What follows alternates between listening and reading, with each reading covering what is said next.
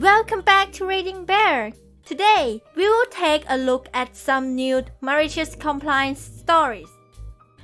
And if you enjoyed my content, please don't forget to subscribe to my channel and post some bear emojis in the comments.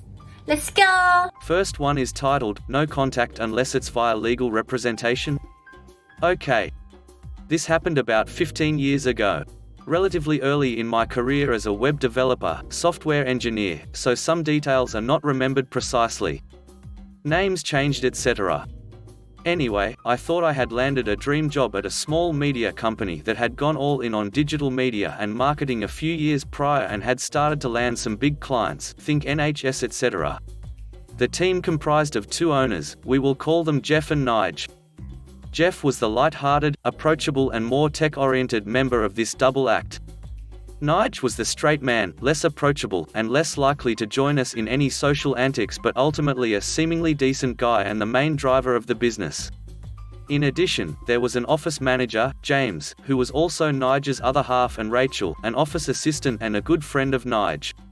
The rest of the workforce made up the media team, which comprised of a senior and a junior designer, a senior and junior dev, and me, another senior dev. What made this a dream job for me at the time? Well, on top of the fact they were doing some great work with what was, at the time, cutting-edge technology, it was an overall great place to be, flexible working hours, lots of holidays and lots of social events. To give you a better idea, most lunchtimes Jeff and the media team would all go out for lunch together, or play a FIFA tournament, go to the pub to mob on a new idea, etc. Most importantly for this story, every Friday we would all finish an hour early, at 4 p.m. instead of 5 p.m, and head to the pub and have a couple, or more, drinks together. It was a very open place to work at the time, and the two owners were clear on how they expected the business to expand and our future positions within such an expanded company. Basically, all the guff any potential employer peddles when you interview, but we were actually doing it and living it. They were receptive to new ideas or different ways of doing things, and regularly included us in sales meetings, and we could see the direction the company was going in. Everybody who worked there was excited, and I honestly thought I'd be there for the rest of my career. Things, however, change. As time went on, the company became more successful, and with more success came more recognition, more clients, more money, and greed. I won't go into too much detail, but by the time of the main event in this story, a couple of years after starting there, this once open and relaxed workplace had become hell. There were no longer flexible hours, you had to be in at 8:50 a.m. to get ready at your machine, and you didn't power down until 5 p.m. at the earliest unless you had been asked to stay late to churn out more work, unpaid. No more lunchtime socials, there was a lunchtime rota that stated who could go for lunch and when, so we could no longer take lunch together. Despite the ever-growing workload of more complex and larger websites, no new members were added to the team. Even when the other lead dev left, no replacement was found. On top of this, despite the growing workload and shortening deadlines, promises of raises and bonuses never came to fruition, which was especially galling when coupled with the fact both owners were by now getting a new car every 6 months. Nigel also made it clear that with the success of the company as it was, his plan was to sell it at the ripe age of 45, I think, and semi-retire to a life of travel writing and photography, despite being mediocre at both, without a second thought for the rest of us. The business was now being run in a manner that allowed the owners to line their pockets with as much cash as possible whilst also making it look like a good takeover prospect. The only perk that remained was the 4 p.m. Friday finish, which by this time, instead of all going for a drink together, we just went home early. Morale was low. One Friday afternoon, Nigel, Jeff and James went to visit a prospective client. Rachel was off for some reason which left nobody in charge of the office. Expecting the usual early finish, everybody had completed their work by 4 p.m, but having not received any word from the owners, we hung on. At around 4:50 p.m. and with nothing else to do, we collectively decided to duck it, lock up and go home. Apparently, at about 4:51 p.m. Nige had tried to call the office, probably to tell us to go home, but of course, we had already left. Monday morning, every one of us was called into the main office, given a bollocking and told that a planned upcoming social was now cancelled. It probably already was anyway, but why not use it as a punishment, and that our wages were going to be docked for leaving early. Now, here in the UK, it is naughty to make deductions from a salary unless it is for some legally mandated reason, e.g. taxes, national insurance, student loan etc., or unless the employee has given explicit written permission, so I didn't think this last threat would actually happen. I didn't have to wait long to find out as we were paid weekly, but sure enough, that Friday, there was a deduction from my wages as well as everybody else on the media team. I approached the owners about it, but I was basically given the same speech as on Monday morning previous. Law has been a particular interest of mine, still is, and whilst I'm no lawyer nor any kind of expert, I know enough to stand up for myself and those around me, and so, with the backing of the rest of the media team, I sent what may be considered a notice before action just prior to leaving on Friday. That NBA being a formally worded email to both owners stating my grievance, the illegal deduction from salary, and my proposed resolution, the repayment of the deducted salary in our next wage, along with a formal apology to everybody on the team. Failure would mean the engagement of legal services. On Monday morning, the owners arrived late, and instead of Nigel's customary visit to the media room to ask how we were, make sure we were slaving away, they both retreated directly to their office and shut the door. This was shortly followed by an email to us all stating that due to my threat, and after taking legal advice, they had been told to cease direct communication with any of us until the matter was resolved. The resolution they wanted now being a full apology by me to them and the agreement that salary should remain deducted. Any communication should be via email. Now, I'm reasonably sure they hadn't had any legal advice on the matter, or if they had, it was crap. Firstly, a decent solicitor would have told them they were idiots for doing what they did and to give the money back and apologize. Secondly, because the entire point of a notice before action is to try and find a resolution prior to taking any legal action, in closing up shop in this manner, they are practically forcing a legal engagement. My belief is that they were simply calling my bluff, and didn't believe I would take this any further.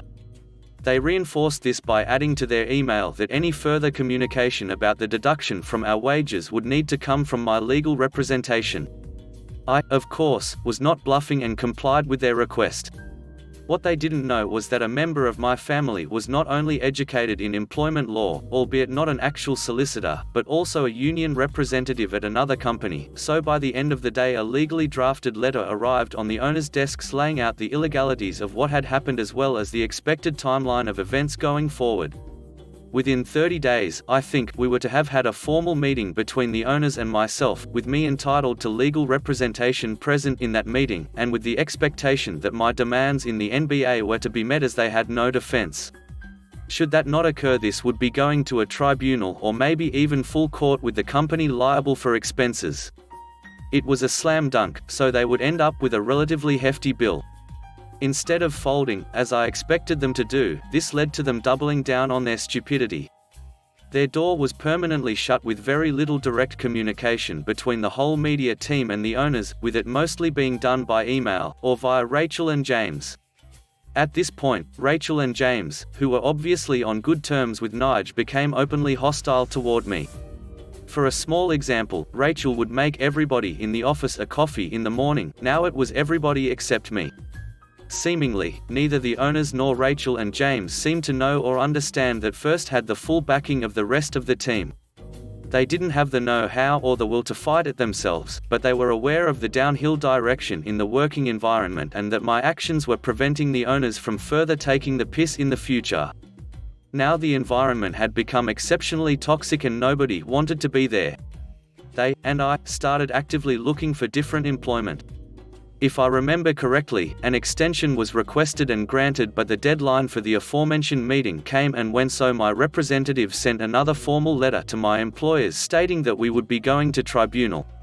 It also now stated that I would be leaving the company immediately and I would be claiming constructive dismissal due to the actions of the owners, James and Rachel, which had all been logged over the previous weeks.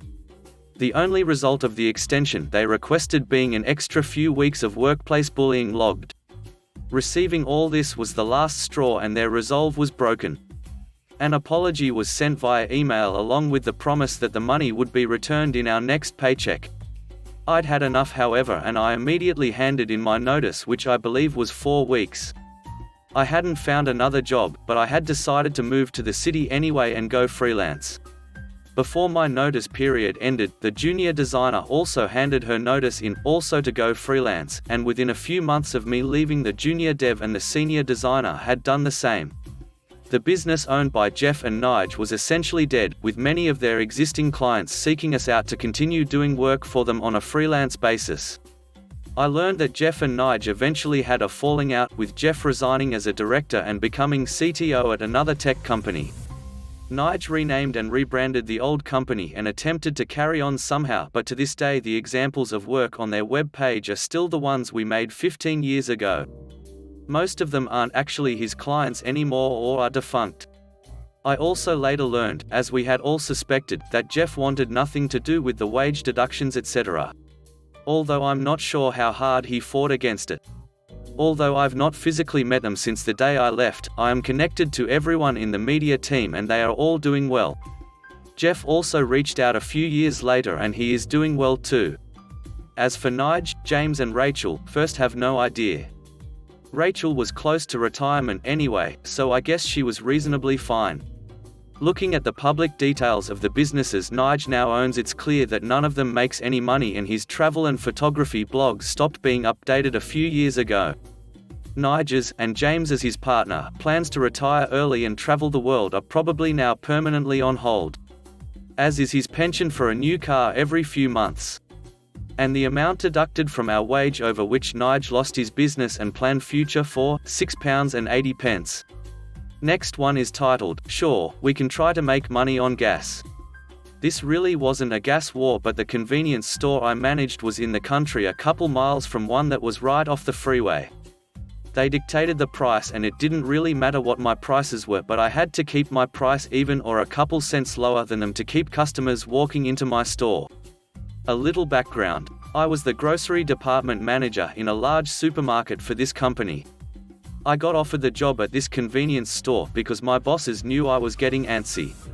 At the time the company only owned 4 supermarkets and they told me that they weren't looking to open any others. In the next 2 years they opened 4 more supermarkets. In other words, this was my shot at managing a store, plus it was a couple miles from where I grew up. I was hesitant about taking the job, but whenever they offered you a promotion, you took it because if you didn't, you would never be offered one again.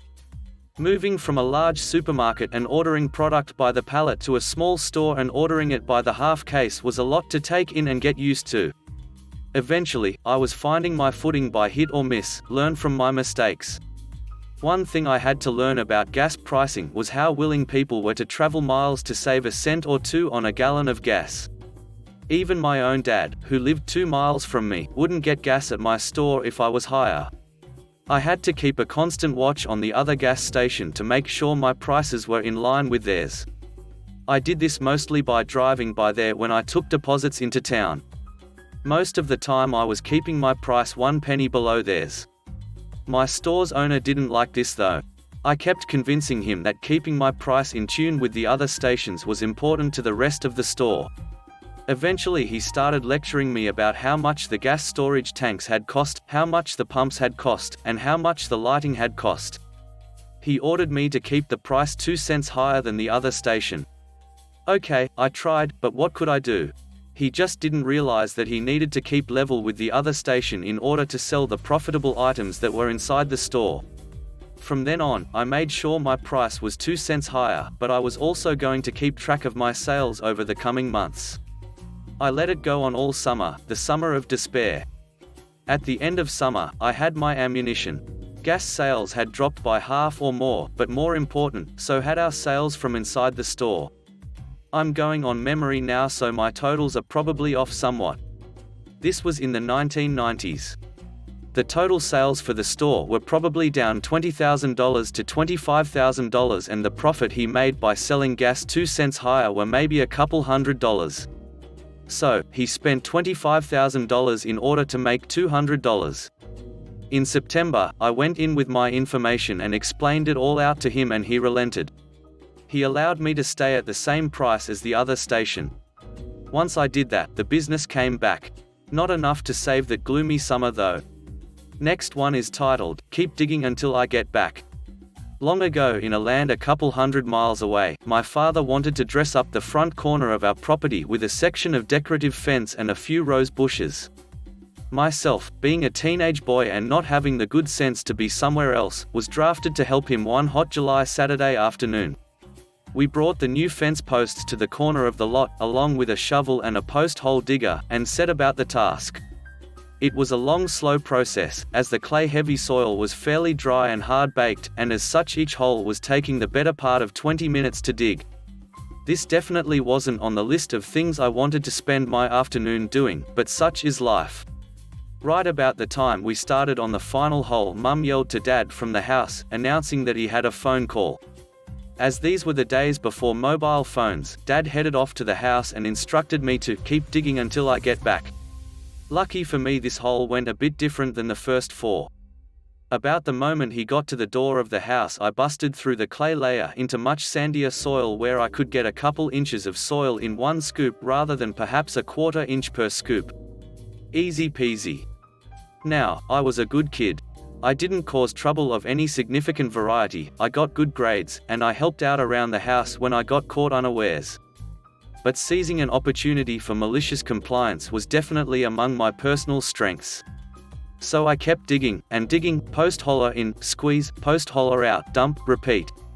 Dad wasn't on that phone call very long, but I made good time, and by the time I saw him at the door coming back, I was quite literally putting the post holler all the way into the ground to the point where the tips of the handles were just below the surface of the ground, and I couldn't really dig because I couldn't open up the handles to squeeze the digging end any longer. So, if I had to guess, I'd say that hole was about 5 feet deep. Dad, how's it going? Me, I think it's deep enough now. Dad, let's put the post in and check. Me, huge grin while he stoops over to pick up the post. Dad proceeds to drop the post in the hole. All the way in the hole. See, these posts were maybe hip height when installed, probably about 5 feet long themselves. So there's Dad, momentarily struck speechless, amazement washing across his face. He looks at me. Me, you told me to keep digging until you got back. Shrugs. Dad, you little crap. Laughs.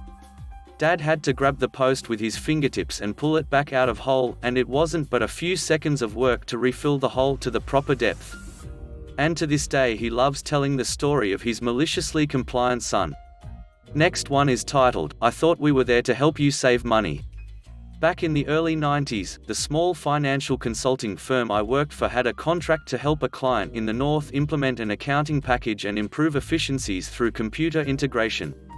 As we were southern-based, we had an agreement that covered air travel, food and a 2-bedroom corporate apartment. It was a pretty standard arrangement. I came home for a short weekend every 2 weeks and then went back again. I was pretty much working on site full-time. My boss was a financial guy with a ton of CFO-level experience. He was a true mentor and father figure to me. He was on site approximately every other week during the contract. Anyway, after a while we were getting tired of restaurants. We discussed it and thought it would be a good idea if, instead of eating out 3 meals a day, that we pick up some groceries to cover breakfast and to even cover an occasional evening dinner. We would probably eat healthier and be able to save the client some money. So, we stocked the apartment fridge. Jump forward a week. When he submitted our expenses, the client objected. We're not paying to cover your groceries. And, as I recall, they did not pay on that grocery store receipt. QMC. He instructed me to follow their rules and we never bought groceries again. We just ate out 3 meals a day. Even when I was at the client's location by myself, I ate at restaurants. Our expenses were never challenged after that as we followed their rules. It's ironic that we were there to help them save money and find efficiencies, but they wouldn't let us help them save money on our own expenses. Next one is titled, Punish Me by Making Me Do Carpentry with Absolutely No Training or Guidance. Okay, can do. I joined a sorority my freshman year of college. Everything was just peachy until my senior year. I had a huge workload and was trying to graduate on time, so I didn't have to take summer classes. So my time was very limited and most of it spent in the library studying. During that time I was absent from quite a bit of mandatory sorority meetings.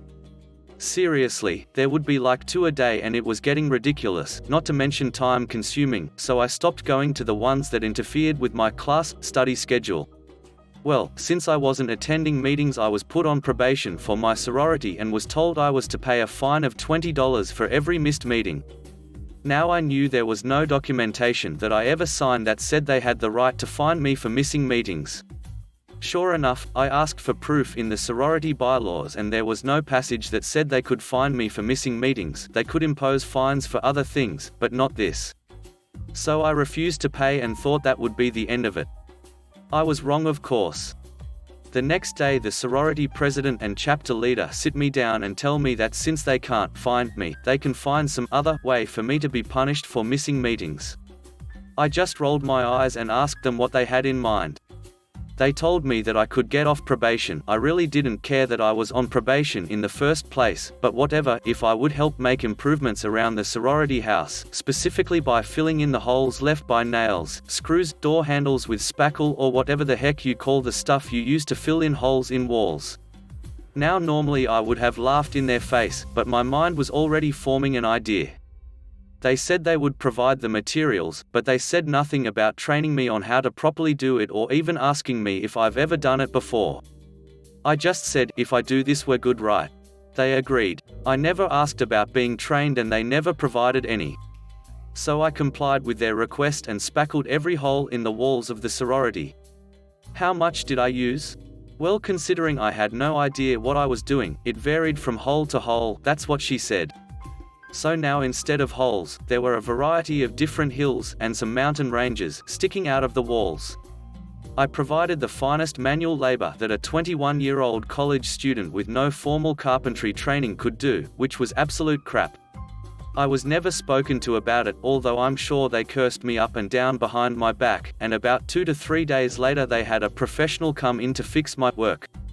Nothing was ever said to me again about missing meetings. I think they just gave up trying to punish me at that point since I was graduating in like 2 months.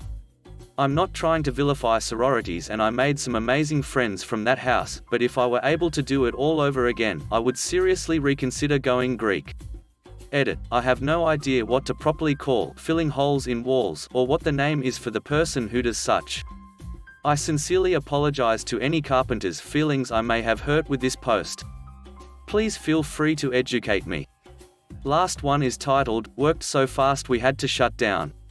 I worked for a precast stone company. All manual labor, nothing automated. My supervisor left for the day, so another guy, Kyle, who was an absolute prick, was put in charge. He was a bully and rude to everyone, so my buddy and I decided we were going to do our jobs and punish Kyle. The goal was to fill a product box in 30 minutes, which took 3 racks of cement rock. The faster you pack, the faster the racks empty, the faster they need replaced, which can be good and bad, because the more empty racks there are, it can stop production when putting empties away and putting full ones out. Me and my buddy got 4 Mexican guys in on this L. We were doing 1 rack every 10 minutes and 1 box every 15-ish, to the point we were waiting for Kyle to replenish the work, about 9 racks.